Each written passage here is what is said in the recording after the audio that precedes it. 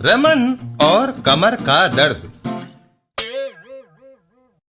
एक दिन रमन के घर पर उई अमा मियां रमन, क्या हुआ? खलीफा, मेरी कमर में दर्द है, जल्दी से डॉक्टर के पास जाओ मियां। रमन डॉक्टर के पास चल देता है। उई!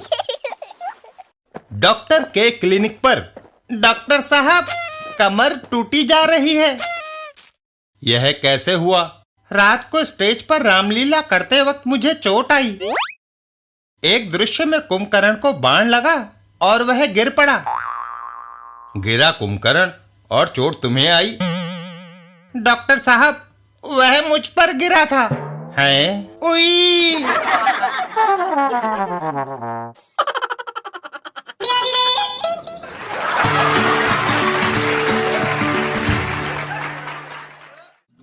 पिंकी और झपट जी की कहानी। एक दिन झपट जी के घर पर। झपट जी, कोई कहानी सुनाइए। यह सुनते ही झपट जी रोने लगते हैं। अरे, आप तो रोने लग गए। मैंने कहानी सुनाने की फरमाइश की है, ना कि आपको शेर के पिंजरे में जाने के लिए कहा है। पिंकी, तुम्हारी फरमाइश शेर के सामने जाने से भी ज्यादा खतरनाक है। मुझे कहानी नहीं आती और तुम बिना सुने पीछा छोड़ोगी नहीं। अरे, कोई मनगढ़ंत किस्सा सुना दो और इसे रफा दफा करो। मुसीबत तो यही है कि मुझे कहानी गढ़ना भी नहीं आता, नहीं तो मैं प्रेमचंद जैसा साहित्यकार न बन गया होता। पर मैं तुम्हें आज का सपना सुना सकता हूँ। चलेगा? तो सुनो। मैं सेंट्रल जेल में बंद था। जेल में? मैं तो आपको शरीफ आदमी समझती थी। ओफो, तुमने बीच में टोका। ये सपने की बात है, समझी? समझ गई, अब बीच में नहीं बोलूंगी। मैं सेंट्रल जेल में बंद था, तभी एक सिपाही मेरी कोठरी की तरफ आया। उसने ताला खोला और कहा, नंबर 60, तुम्हें जेलर साहब ने बुलाया है।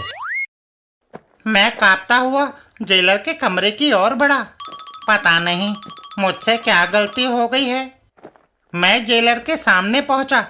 नंबर 60, तुम्हारे जेल के दिन पूरे हुए, अपना सामान संभालो, अब तुम आजाद हो। पर जनाब, मुझे जेल 10 साल की हुई थी, अभी 8 साल ही तो मैंने यहाँ बिताए हैं। तुम्हारा अच्छा बर्ताव देखकर सरकार ने बाकी के 2 साल माफ कर दिए हैं। मैं जेलर साहब को धन्यवाद देकर खुशी खुशी बाहर आया। आहा, आज वर्षों बाद आजादी की खुली हवा में सांस ली है। तभी मैंने देखा एक मुसीबत, जिसका नाम पिंकी है, मेरी तरफ आ रही है। वाह झपट अंकल, अब तो आप बाहर आ गए हैं। मैं आपसे रोज रोज मिला करूंगी। यह सुनते ही मेरे होश उड़ गए और मैं वापस जेल की ओर भागा। बाप रे! अच्छा, फिर क्या हुआ? और क्या होना था पिंकी, मैं दोबारा जेल चला गया।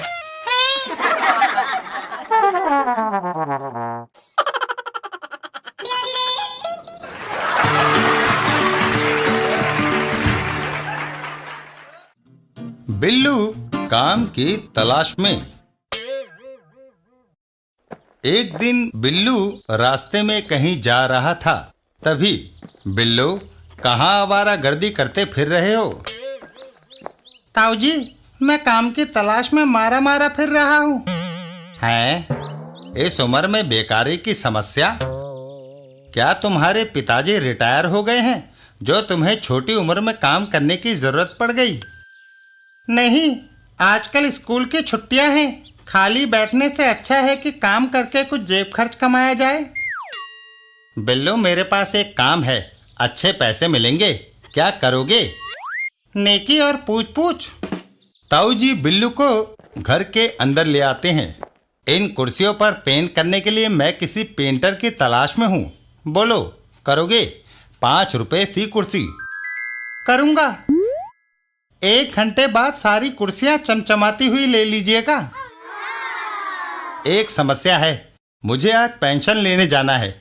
उधर अपने शहर कॉमिकपुर के अधिकारी मुझे नगर का सबसे ज्यादा सभ्य नागरिक चुनना चाहते हैं। इस सिलसिले में आज मेयर साहब मेरे घर आएंगे। अगर वह संतुष्ट हो गए तो मुझे गोल्ड मेडल इनाम दिया जाएगा। आप जाइए, अगर मेयर साहब आएंगे तो मैं आपको फोन करके बुलवा लूंगा।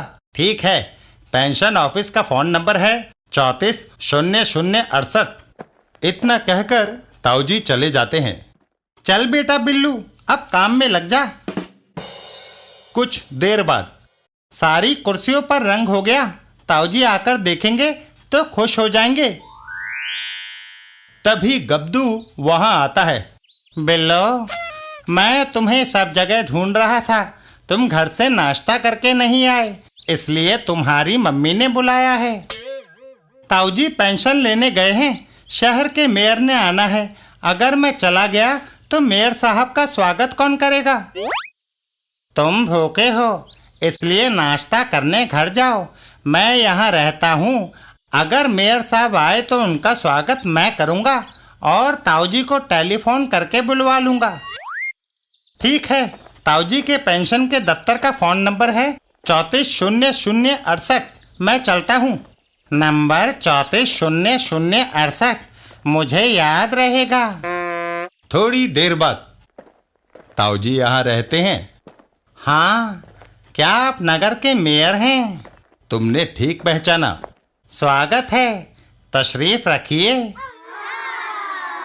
मेयर साहब कुर्सी पर बैठ जाते हैं। ताऊजी पेंशन लेने गए हैं। मैं पब्लिक बूथ से उन्हें टेलीफोन करके बुलाता हूँ। मैं इंतजार करूंगा। इधर बिल्लू, मम्मी नाश्ता स्वादिष्ट था, अब मैं चलता हूँ। ताऊजी से मजदूरी लेनी है। गब्दू, तुम यहाँ? ताऊजी को टेलीफोन किया था, मेयर साहब आए हैं। मगर वे खड़े हुए थक गए होंगे। नहीं, मैंने मेयर साहब को कुर्सी पर बिठा दिया है। कुर्सी पर? मेयर साहब, कुर्सियों का रंग गीला है, कृपया उठिए। मेयर साहब उठते हैं। है मेरा कुर्ता। तभी ताऊजी वहां आते हैं। धन्य मेरे भाग्य, जब मेयर साहब मेरे यहाँ तशरीफ लाए। अब मेरा शहर का सबसे सभ्य नागरिक चुना जाना करीब करीब निश्चित है। क्या सभ्य नागरिक शहर के मेयर का इस तरह स्वागत करता है? ड्राइवर, चलो, ये शहर के सबसे बदतमीज नागरिक का घर है। ताऊजी और बिल्लू, बिल्लू, ये सब तुम्हारी वजह से हुआ। मेरे घर से निकल जाओ। मजदूरी के पैसे भी मारे गए। कहो नौजवान, काम करोगे? मैं उसी की तलाश में हूँ। मैं पेड़ पर नहीं चढ़ सकता क्योंकि मेरी टांग पर प्लास्टर चढ़ा है। तुम पेड़ से आम तोड़कर टोकरी में भर दो, 8 रुपए दूंगा। बिल्लू पेड़ पर चढ़ जाता है। ये तो आसान काम है, थोड़ी देर में टोकरी आमों से भर जाएगी। बहुत खूब, मैं उधर खड़ा हूँ। बिल्लू आम तोड़कर टोकरी में डालता रहता है। तभी, नीचे उतरो। अभी आमों से टोकरी नहीं भरी। फिर भी नीचे आओ। आप? फेरू, इस बगीचे का मालिक। बिल्लू पेड़ से नीचे उतर आता है, पर मैं समझा वह लंगड़ी टांग वाला इस बगीचे का मालिक है। क्या तुम जानना चाहोगे कि उसकी टांग कैसे टूटी? हाँ। तुम्हारी तरह वह भी मेरे बगीचे से आम चुराता हुआ पकड़ा गया था। मगर मैं अपनी गर्मी की छुट्टियां अस्पताल में बिताना नहीं चाहता। माफी मांगता हूँ। तो मेरे सारे बगीचे में झाड़ू दो और सूखी पत्तियां इकट्ठी करो। मैं करूंगा। और बेचारे बिल्लू को सारे बगीचे की सफाई करनी पड़ती है।